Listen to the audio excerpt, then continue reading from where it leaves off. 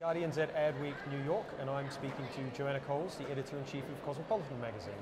Now, you're about almost a year in, or about a year into the job. I just celebrated my year anniversary at Cosmo. And so how do you feel about it? You've had quite an agenda of change.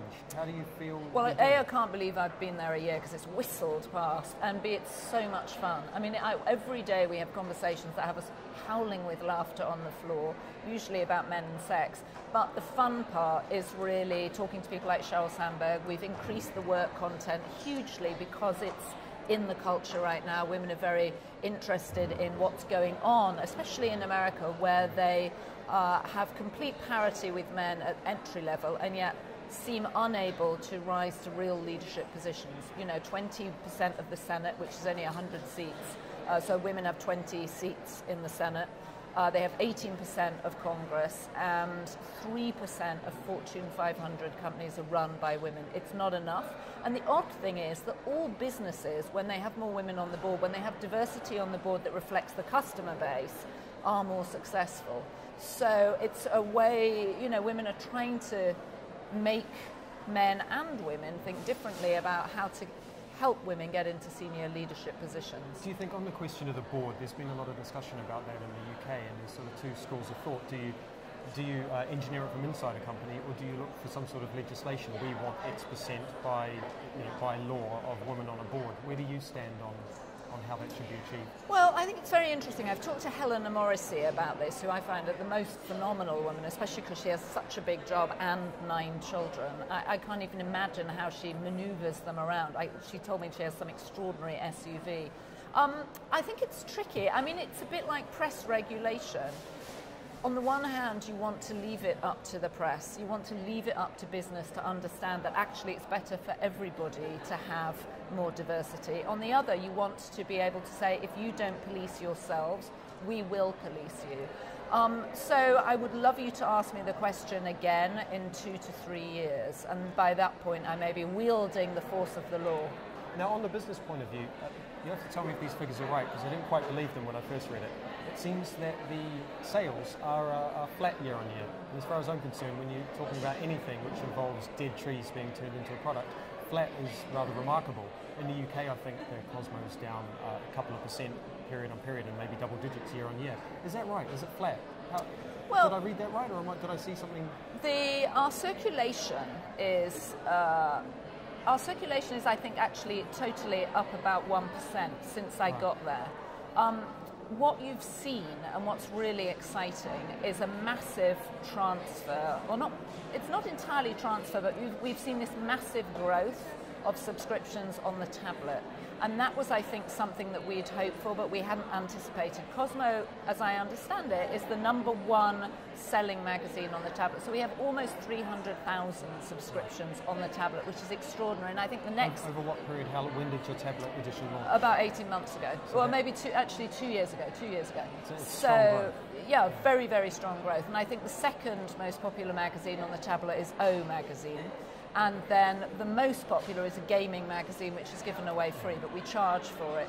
So the newsstand is challenged in all ways for all magazines across the market. We've had extraordinary growth on the tablet, and then our subscriptions, happily, since I got there, have remained static or inched up, which is very exciting. That's combined digital and print? No, so we have about 2 million print subscriptions, we have about 1 million sales on the newsstand, and then we have 300,000 on the tablet, separate. There was a debate in the UK which the editor of Esquire, Alex Spilmers, he raised a thorny issue. He said, everyone always talks about lad mags, and that's fine, but women's mags and fashion mags have a big role to play, who they put on their covers and how they portray models, etc. Is that an untouchable place? You know, it's your real estate. People might not pick you up if you play with that formula too much. Well, I feel like we play with the formula all the time. We're always trying to make it seem relevant. We choose different subject matter on the cover from month to month, depending on what's going on, and we try and choose people that people are interested in. So Kim Kardashian, 18 million followers on Twitter, incredibly interesting to people. Emerging here. There's a big trend.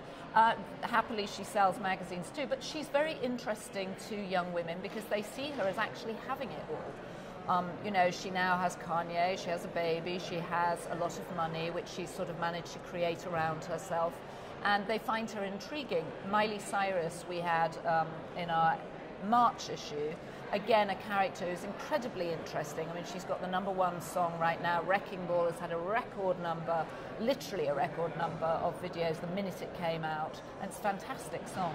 And so what we try and do is capture someone on the cover who's of interest right now. We, did Angelina at Marie Claire because there was tremendous interest around the fact that she had managed to write and direct a film about Bosnia. I mean, how extraordinary. Who would think the sexiest woman possibly in the world would do that? And she shot it in English and in Bosnian. I mean, my mind boggles. I assume I'm sure I was reading somewhere that one of the magazines was looking to change or drop their cover. They had Miley Cyrus and there was the whole twerking incident.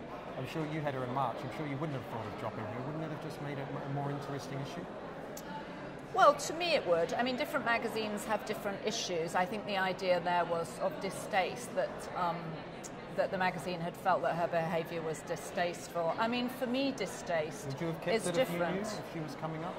I would have done. I mean, I love Miley. I personally like her. I put her on 3 covers. I know her. I took her to fashion shows in February, actually, this year. She's a hilarious company. And I think young women look at her and are very curious about her. And they're like, well, is this for real? Well, how could she possibly dump Liam Hemsworth? He's the most gorgeous man out there, though Chris is giving him a run for his money right now.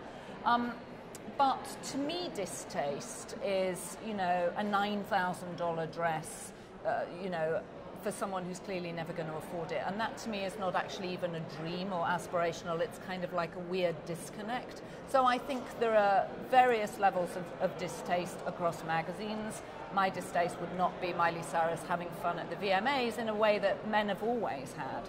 I think there's a big double standard going on around about Miley. But she's a terrific girl and she's enormously intelligent. Well, thank you very much for your time this afternoon. My pleasure.